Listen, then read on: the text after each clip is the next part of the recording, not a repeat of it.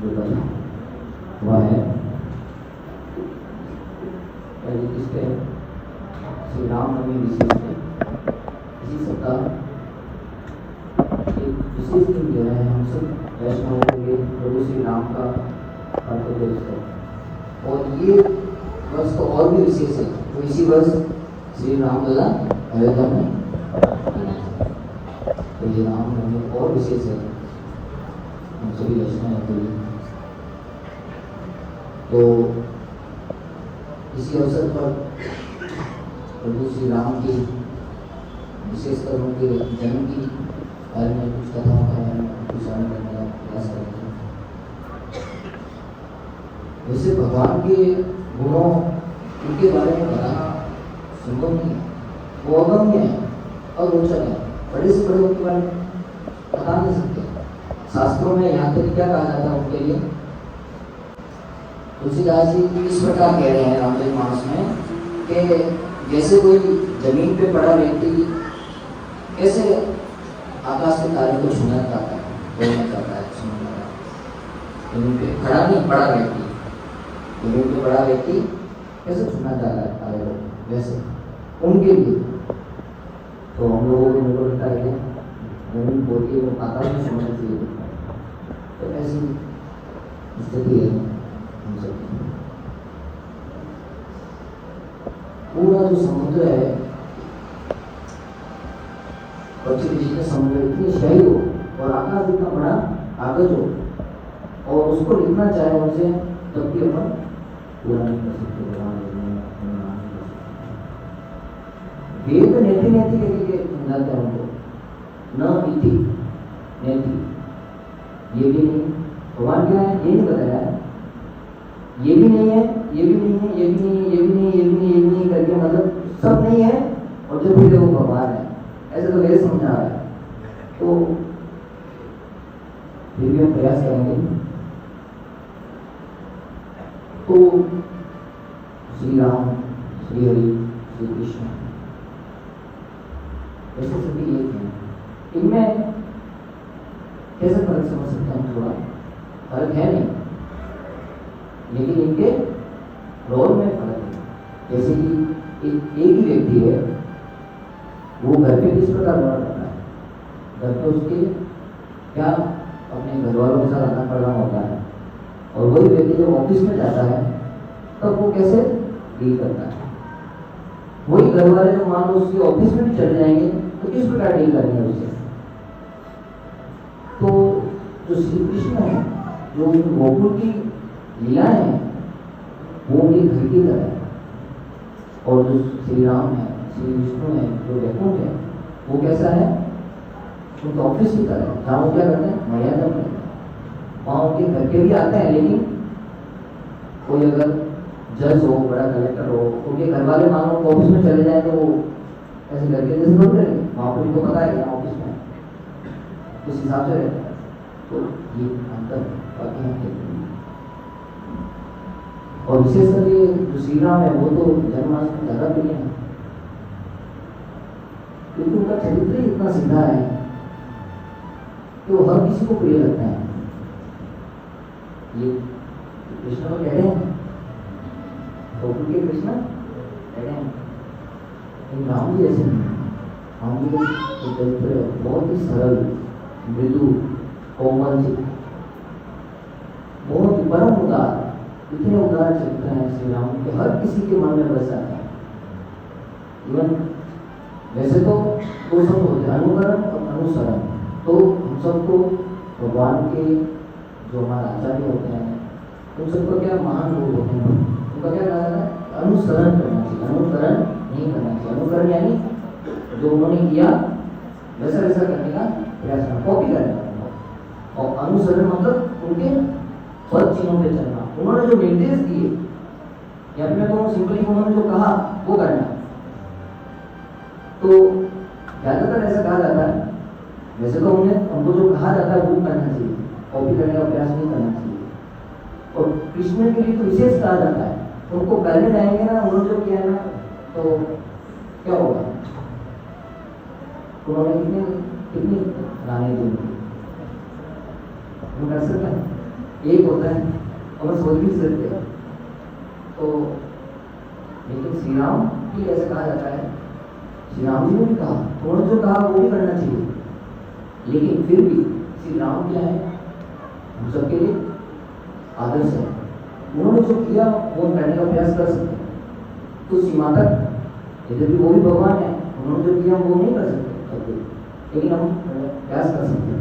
उन्होंने जो किया वो हमारे आदर्श, क्योंकि वो आदर्श ग्रस्त हैं, वो आदर्श पुत्र हैं, आदर्श पिता है, आदर्श पति है, आदर्श राजा है, आदर्श चरित्र है उनका। तो हम सभी के जनमानस के लिए आदर्श हो सकते हैं। और राम जी पूरे विश्व में, सिर्फ भारत में ही नहीं है, भारत में तो सब राम जी ही है ही सबके, यहाँ तक कि जापान, इंडोनेशिया, ईरान, वहाँ की गुफाओं में भी श्री राम चरित्रों की लीलाओं का वर्णन मिलता है। ऐसा बताया इटली का रोम, जो शब्द रोम, वो भी राम के नाम पे, रवांडा वो रावण पे, सीता नाम की नदी है रसिया में। तो ये जो सब है कॉन्स्टेंस नहीं है, तो अपना जो वैदिक जो धर्म है, सनातन है, वो वाकई में इतना पुराना है, ये सब कॉन्स्टेंस नहीं है। तो हम सब उनके जन्मोत्सव के बारे में कुछ सुनेंगे। वैसे भगवान के प्रकटे के एक सिंपल कारण तो भगवान ने गीता में खुद ही बताते कि भगवान यदा यदा ही धर्मस्य, सब आपने सुना है, यदा यदा ही धर्मस्य ग्लानिर्भवति भारत अभ्युत्थानमधर्मस्य तदात्मानं सृजाम्यहम् परित्राणाय साधूनां विनाशाय च दुष्कृतां धर्म संस्थापनार्थाय सम्भवामि। ये तो है। और हर अवतार के पीछे एक विशेष कारण, जिस वास्तविक का भी सुख लेना चाहते थे भगवान। तो इससे पहले नरसिंह अवतार थे, उसमें जब उनकी जो लीला हो जाती है, हिरण्यकशिपु को भगवान संहार कर देते हैं, तब जब अंत में भगवान महाराज उनके गोद में होते हैं, तो भगवान क्या करते हैं, उनको चाटते हैं, प्यार से क्या करते हैं, उनको चाटते हैं, उनके गाल को, तो उनको बहुत सुख लगता है राज महाराज को। तो भगवान उनके सुख को देख के क्या सोचते हैं कि वास्तविक सुख लेने की उनकी इच्छा होती है, तो इसलिए वो क्या करते हैं, श्री राम के रूप में वास्तविक सुख लेना है। और उनकी कितनी बातें होती हैं, 3 तो होती है, लेकिन सिर्फ 3 नहीं होती है। हकीकत में दशरथ महाराज की दूसरी जो प्रकार होती है 353 होती है। वैसे तो थोक के भाव में वो माताएं होती है श्री राम जी की। और एक कारण अपन सब सुनते हैं, नारद जी का जो साथ है, नारद जी वाली जो लीला है विष्णु मोहनी वाली, जिसमें वो उनका बंदे का रूप हो जाता है, फिर वो श्राप देते हैं, उसको भी वो पूरा नहीं करना इस प्रकार। तो उनकी जन्म की कहानी कैसे है, अयोध्या, तो महाराज दशरथ का राज्य होता है। अयोध्या यानी अयोध्या, जहाँ किसी प्रकार का युद्ध न हो। दशरथ महाराज ने के काल में इतनी सुख शांति संपत्ति होती है कि ना तो किसी प्रकार का बाह्य युद्ध और गृह युद्ध हो रहा होता है। एक बार जब युद्ध होता है देवासुर संग्राम, उसमें जो दशरथ महाराज, उनका नाम दशरथ इसलिए पता है, 10 दिशाओं में रथ चलाते हैं। फिर उसके बाद में उनके राज्य में इतनी शांति होती है और इतने धन धान्य सुख संपत्ति होती है, इसलिए उसका नाम पड़ता है अयोध्या। और एक बार क्या होता है, 12 वर्ष तक वर्षा नहीं होती है अयोध्या में, 12 साल तक। लेकिन क्या होता है, अयोध्या वर्ष में पता ही नहीं चलता। उनके वहां में इतनी सुख संपत्ति, धन के भंडार होते हैं कि 12 साल तो उनको ये भी पता चलता है बरसात नहीं हुई है, इतनी सुख संपत्ति। लेकिन महाराज को कुछ अच्छा नहीं लगता है। जिस प्रकार मुंह में कहीं तिनका फंस जाए, सब बढ़िया हो, लेकिन उस आदमी का ध्यान उसी जीव का जाती है, तिनके में जाती है।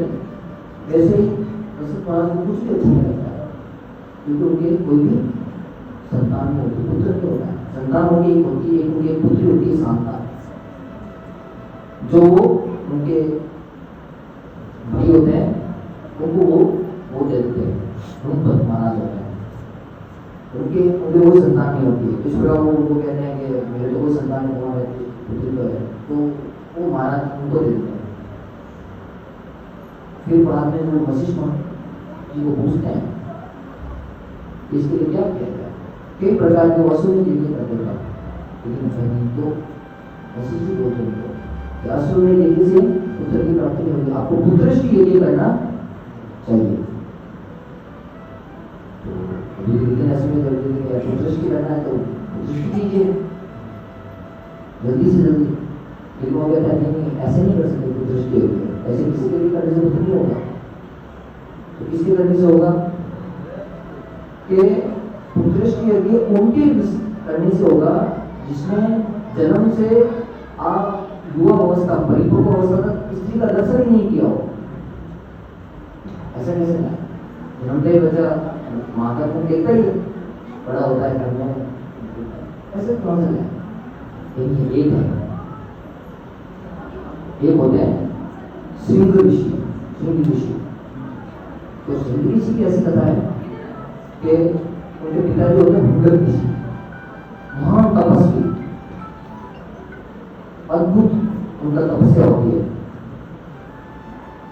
उनकी तपस्या इतनी अद्भुत होती है कि जो इंद्र होते हैं वो उनसे डरने लगते हैं। और ये तो हम सुनते ही हैं, ये इस तरह के उदाहरण आते हैं कि जब कोई जैसे अच्छी तपस्या करने लगता है तो सबसे पहले किसका इंतजार में रहता है,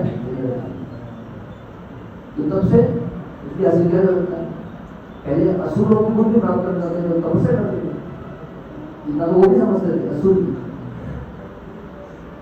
तो वो क्या करते हैं, एक अवसर भेजते हैं। ये क्या करते हैं, तपस्या का सबसे खतरनाक हथियार अवसर भेजते हैं। लेकिन क्या होता है, भृगु ऋषि इतने महान तपस्वी होते हैं कि एक पे एक अवसर आके जो भी उनको निनादन वगैरह डांस जो भी करा के चले जाते हैं, उन पर कोई प्रभाव पड़ता ही नहीं। मेनका रंभा सब आके चले जाते, इधर मजेदार हो जाता है क्या रात तो मेरा सिंहासन है।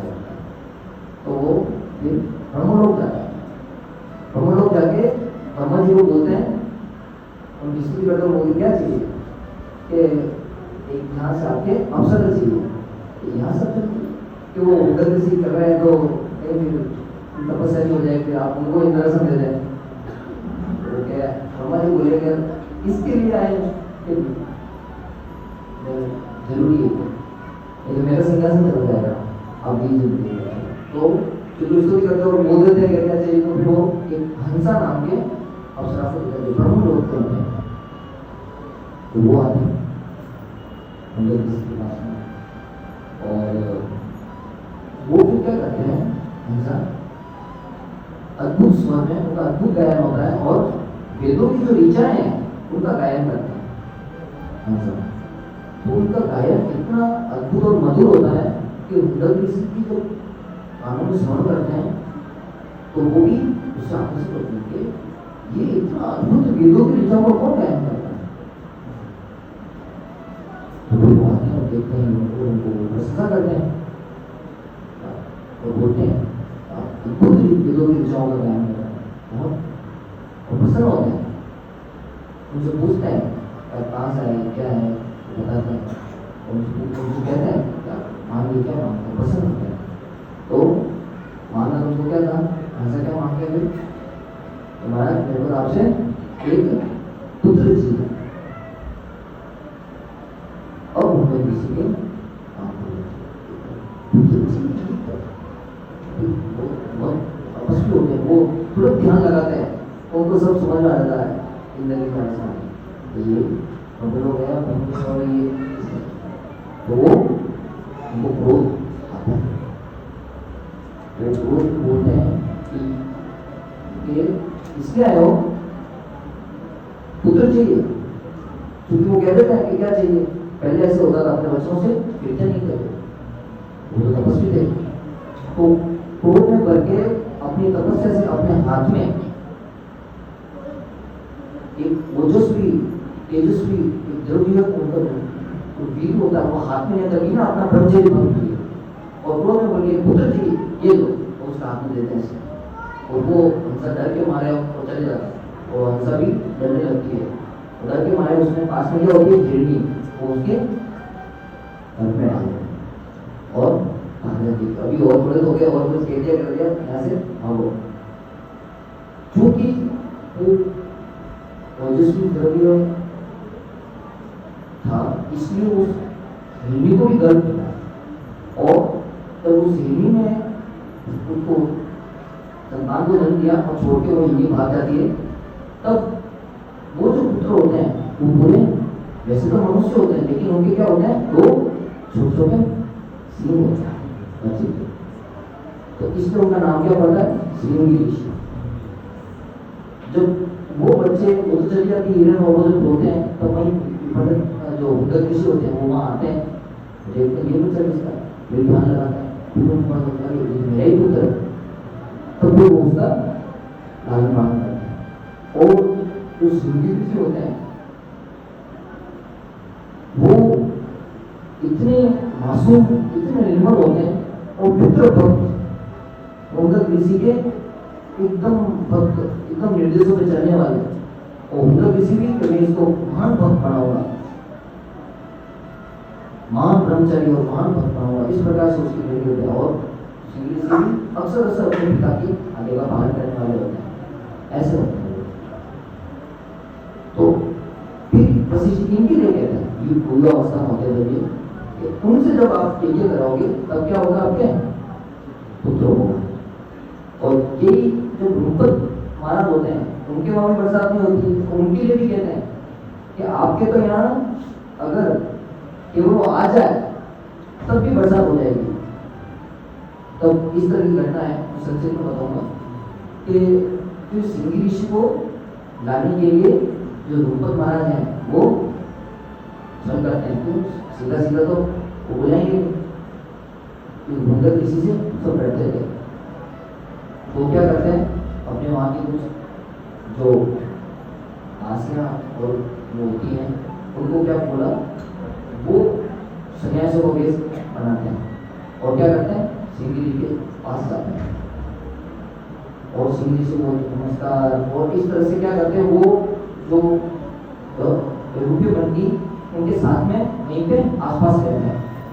और फिर जब एक दिन इंद्र ऋषि इधर होते हैं तब उनको क्या बोलते हैं कि आपको हमारे साथ ध्रुपद राज्य चलना चाहिए, ऐसे मेला पूछा के उनको बोलते हैं। और इस तरह से उनका व्यवहार होता है श्रृंगी ऋषि का। तो श्रृंगी ऋषि उनके साथ क्या हो जाता है, बहुत ही मित्रता का व्यवहार हो जाता है।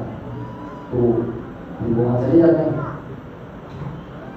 वहाँ जब जाते हैं तो जैसे ही वो वहाँ पे जाते हैं जाते ही ध्रुपद महाराज के राज्य में बरसात हो जाती है, तो हो जाता है। फिर उनको पता होता है ध्रुपद महाराज को तो बरसात हो गई, सब हो गया। जैसे ही उद्धव ऋषि को बात करेगा क्या करेंगे, मेरा काम वो पहले से सोच लिया होता है।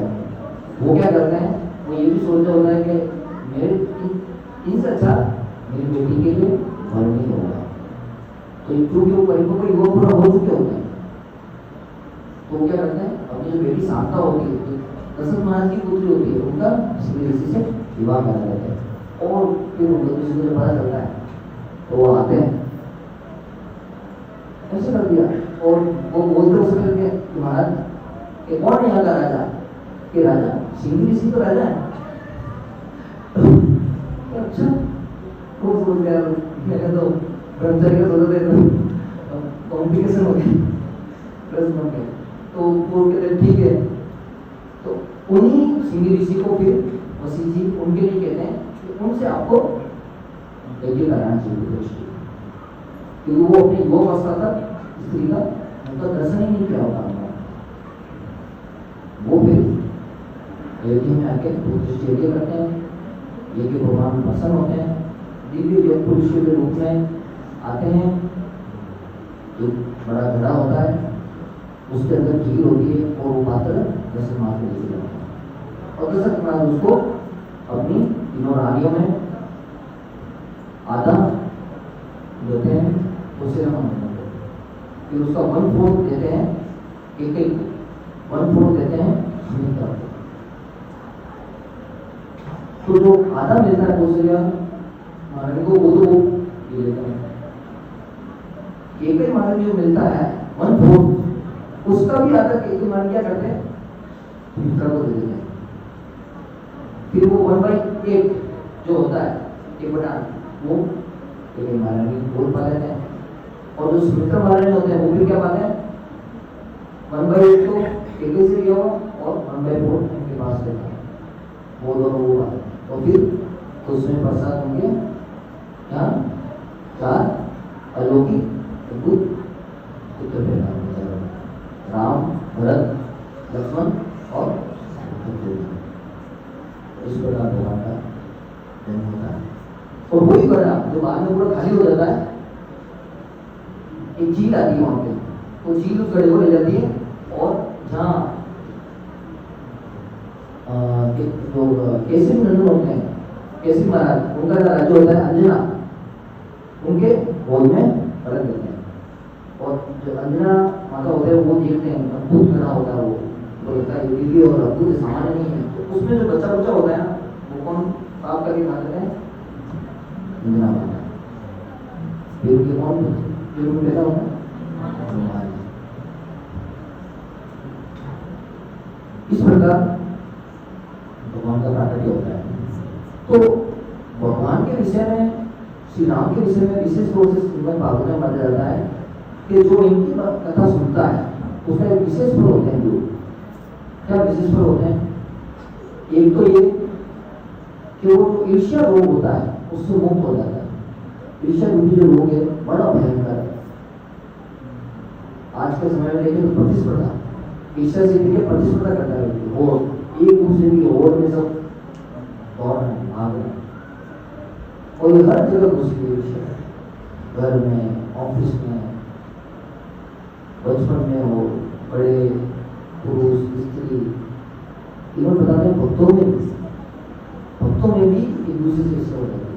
यहाँ तक ऐसे कई वर्णन आते हैं कि जो विश्वामित्र थे पहले उसी चीज से बहुत ईर्ष्या करते थे, और ईर्ष्या करके वो वैसे विश्वामित्र सत्य थे, बाद में वो इस धर्म में आते हैं संन्यास में। और कई बार ऐसा होगा उनके तपस्या में विफल हो जाते हैं, एक बार कई बार, फिर उसने आगे कहा कि क्या कारण है, तो वो ऋषि जी को बता देगा यद्यपि आप बहुत अच्छा कर रहे हैं, बहुत आपका प्रयास अद्भुत कर रहे हैं, आप कठोर प्रयास कर रहे हैं, लेकिन क्या है अभी आपके मन में क्या है मेरे प्रति ईर्ष्या है। ईर्ष्या को वो बड़ा भयंकर है। तुलसीदास जी भी कहते हैं इस तरह से कि मान बढ़ाई ईर्ष्या तुलसी दुर्लभ इसको नेह। मतलब कई बार होता है आदमी कई चीजें हासिल कर लेता है, मान लो क्रोध को उसने इम्पोर्ट कर लिया, तो काम पे भी कर लिया, लेकिन फिर भी क्या होता है मान बढ़ाई ईर्ष्या, प्रतिष्ठा के चक्कर में क्या करते हैं ईर्ष्या करते थे एक दूसरे से, महान से महान लोग भी, तो बहुत भयंकर लोग है। तो इस भयंकर रोग से भी कोई मुक्ति पा लेता है जब वो क्या करता है श्री राम के चरित्र को सुनता है। क्योंकि प्रभु श्री राम का चरित्र है ही ऐसा, इतने उदार, इतने सरल। जब उनको वनवास का आदेश दिया जाता है तो जब वो अपनी माँ के पास आते हैं तो क्या बोलते हैं 4-10 साल की बात है, जाके आता हूँ बस फिर जाकर आपके चरणों में प्रणाम करता हूँ, बस शीघ्र ही मैं आपके दौड़ के आपके चरणों में प्रणाम करूँगा। 4-10 साल की लग गया कि मुझे पिताजी ने वन का राजा बनाया है। 4-10 साल के जाके आता है, 14 वर्ष का वनवास से किससे कैसे बोल रहे हैं भगवान, जैसे कुछ वही इस ऐसे प्रभु श्री राम है इतने निष्प्रिय, जब प्रसन्नता से वो वनवास जाते हैं, और जब बाली को वध कर देते हैं तो जब सुग्रीव का राज्य होता है तो लक्ष्मण को भेजते हैं, खुद नहीं जाते, इसमें नगरी में प्रवेश नहीं करते हैं, वो मर्यादा का पालन करते हैं। ये 14 वर्ष के वनवास में वो जाते ही नहीं, ऐसे इतने सरल, इतना उनका त्याग में जीवन है कि हर किसी के मन में क्या करते हैं आकर्षित करते हैं। जब रावण वध कर देते हैं तो विभीषण अपार धन संपदा प्रभु को भेंट करते हैं। प्रभु उनको आदेश देते हैं ये सब क्या करो, वानरों में विचलित कर दो। तो वो पूरी अपार धन संपदा है, इतने मानव होते हैं असंख्य, वो उस मुकाम बैठ के कर दो। तो जब भी उनको वानरों को जो उससे कोई बहुत नहीं होता है, लेकिन ऐसा कोई नहीं होता।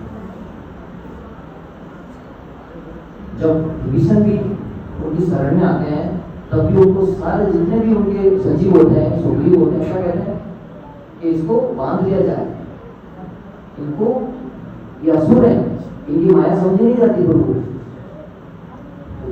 प्रभु क्या बोलते हैं, आपकी नीति सलाह ठीक है, नीति के हिसाब से ठीक है, लेकिन मेरा क्या वचन है, मेरी क्या प्रतिज्ञा है कि मैं शरणागत को प्राणों के समान रखता हूं। राम को होता है प्राण की माया, जो एक बार भयभीत होकर प्रभु की शरण में आ जाता है तो प्रभु श्री राम उसको अपने किसकी तरह रखते हैं, प्राणों की तरह रखते हैं। ये बात किसके लिए कह रहे हैं, सिर्फ विभीषण के लिए कह रहे हैं। ऐसे कह रहे हैं अगर रावण भी अगर शरण को छोड़ के अगर बेबी होकर मेरे शरण करे तो मैं उसको अपने प्राणों की तरह रखूंगा। रावण के लिए कह रहे हैं, कोई कह सकता है ऐसा, किसी की पत्नी हरण करके ले जाते हैं, ऐसे प्रभु श्री राम। तो इनका चरित्र ही ऐसा है कि किसी के भी हृदय को विचलित कर दे, उसके विगलन में उसकी सारी ईर्ष्या जाती रहती है। कभी उसको ऐसे लगता है कि दूसरा क्या है ऐसा मैं कर रहा हूँ, उसको ऐसे लगेगा उसका जो है ठीक है मैं जो हूँ। ये बहुत ही सहज परिणाम है प्रभु श्री राम की कथा का श्रवण करने का, क्योंकि जो भाइयों के बीच में भी जो आदान प्रदान है प्यार का, वो अद्भुत है रिश्तों में। सीता माता के साथ में भाइयों का इतना अद्भुत चरित्र है, तो उनको सुनकर हर कोई त्याग करना सरलता से सीख सकता है। और जब त्याग करना व्यक्ति सीख लेता है ना, तो समझना कि 99% झगड़ा खत्म हो गया। सारा झगड़ा किसमें होता है, खींचातानी में होता है। एक दूसरे को क्या करना है, रिश्तों में ढकना चाहता है। जब जैसे वस्तु को छोड़ना शुरू करता है व्यक्ति, जैसे वो भगवान पे भरोसा करता है कि मेरे इससे होगा, भगवान मेरे को देंगे, वैसे ही क्या होता है, सारे झगड़े खत्म हो जाते हैं। तो ऐसा अद्भुत चरित्र है प्रभु का। और प्रभु का स्वभाव कैसा है कि भरत जी जब उनसे मिलने जाते हैं तो उनके विचार करते करते कि उसके बारे में कि मैं कैसा आता हूँ, धीरे धीरे चलते हैं, जंगल में जा रहे हैं, पीछे पीछे लोगों को पता चला प्रभु श्री राम वनवास चले गए, तो उनके कदम धीरे धीरे बढ़ते हैं आगे। फिर कभी ये स्मरण हो जाता है कि मैं उस केकई माँ केकई का पुत्र हूँ जिसने प्रभु श्री राम को वनवास भेज दिया, तो उनके कदम रुक जाते हैं कि मैं किस मुख से प्रभु श्री राम का दर्शन करना चाहूँ। लेकिन फिर थोड़ी देर बाद दौड़ पड़ते हैं, क्यों दौड़ पड़ते हैं, उनको प्रभु श्री राम का स्वभाव याद आ जाता है कि प्रभु श्री राम कैसे हैं, कि प्रभु श्री राम तो भक्तवत्सल हैं। और जैसे ही प्रभु श्री राम के स्वभाव का स्मरण आता है, उनको दौड़ पड़ते हैं भगवान की तरफ। तो भगवान का स्वभाव इस प्रकार है। तो स्वयं श्री जी कह रहे हैं पार्वती जी को, उमा राम स्वभाव जही जाना, ताही बदन चढ़ी भाव न आना। जो एक बार प्रभु श्री राम का स्वभाव जान ले, उसको भजन को छोड़ के दूसरी बात सुहाएगी नहीं, ये प्रपंच सुहाएगा ही नहीं बिना कार्य का। तो हम सभी को आज के दिन विशेष और भी इसमें प्रभु श्री राम के चरित्र को सुनना चाहिए। और प्रभु श्री राम को पाने की, भगवान को पाने का एक विशेष हथियार है कलयुग में, वो है हरि नाम, प्रभु का नाम। तुलसीदास जी क्या कह रहे हैं, जो इस प्रकार कह रहे हैं कि जो भी व्यक्ति अपने जीवन में अपने सारे रहस्य में अज्ञान दिखाया कि जो भी व्यक्ति प्रकाश चाहता है, अविद्या को मिटाना चाहता है, वो क्या करे? ये खाली जो नाम है उसको अपने जीभ पे रखे, तो वो इस प्रकार बोलते हैं, राम नाम मणिदीप धर जीभ देहरी द्वार, तुलसी भीतर बाहरो जो चाहसी उजियार। राम नाम मणिदीप धर, मणिदीप का अर्थ क्या होता है? आज की लाइट में जो इलेक्ट्रिसिटी चलती है, मणिदीप का तो स्वयं से लाइट देता है, और कोई कुछ समय के लिए नहीं, एक दिन, 2 दिन, 1 महीने के लिए, हमेशा विशेष मणि होती है। उनकी लाइट ऐसी होती है कि वो खुद से ही लाइट देती रहती है हमेशा के लिए, वैसा मणि है। उसकी तुलना की है हरिनाम से। ऐसा नाम रूपी मणिदीप अपने जीभ पे धरो तो अंदर और बाहर दोनों और क्या हो जाएगा? उजाला हो जाएगा, सब उजाला हो जाएगा। और इतना ही नहीं, तो इतना ही समझ लें कि राम नाम की महिमा इतनी है कि भाई गोबाएं अनक आलसहु नाम जपत मंगल दिसी दसहु। आप अच्छे भाव से उबाएं यानी पूरी भावना से भी, अनक यानी क्रोध से, बीच के खींच के, आलसहु आलस से भी, तो भी क्या होगा? नाम जपत मंगल दिसी दसहु। 10 दिशाओं में नाम जब से कल्याण ही कल्याण होगा, खुद का ही होगा और 10 ही दिशाओं में कल्याण होगा, जहां वो रहेगा वहां पे भी कल्याण होगा। इस प्रकार का हरिनाम की महिमा है। तो प्रभु श्री राम सबका उद्धार करते हैं, बस व्यक्ति को क्या चाहिए? एक चीज छोड़ दे। भगवान कहते हैं किसका उद्धार कर सकते हैं? जितने पाप है संसार में, सारे पाप किसने करते होते हैं, तो भी भगवान उसको उद्धार कर सकते हैं, उसको स्वीकार कर लेते हैं। लेकिन क्या कहते हैं? निर्मल जन सन सो मोहि पावा, मोहि कपट छल चित्र न भावा। लेकिन जो कपटी होता है, जो दोगला होता है, उसका उद्धार नहीं कर सकता। तो व्यक्ति को चाहिए बस कुछ नहीं, हमको चाहिए तो बस कपट।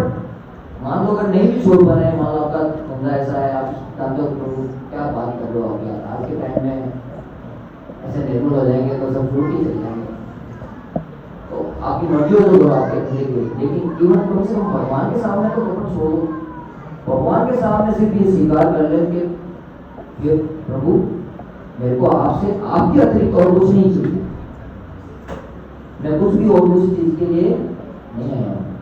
तो सारे कपट छोड़ के सिर्फ भगवान से, भगवान को पाने के लिए अपन को शरण ग्रहण करना चाहिए। और उसका सबसे अच्छा साधन क्या है? हरिनाम। तो हरिनाम और कथा श्रवण, तो दो चीजें आज के कंक्लूजन में आप ये समझे, निष्कर्ष के तौर पर सबको निवेदन करना चाहूंगा। ये 2 चीजें विशेष हो सकते हैं जीवन में होता है। मंगल ही मंगल, जैसे बताया ना 10 दिशाओं में मंगल, इवन आपको फायदा भी होगा हर तरह से, आध्यात्मिक नहीं, भौतिक रूप से भी।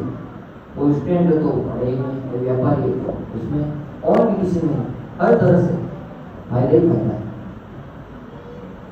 तो अपने जीवन में हरिनाम चाहे कितनी भी दे, और दूसरा कथा श्रवण, 2 चीजों को अवश्य ही जोड़े।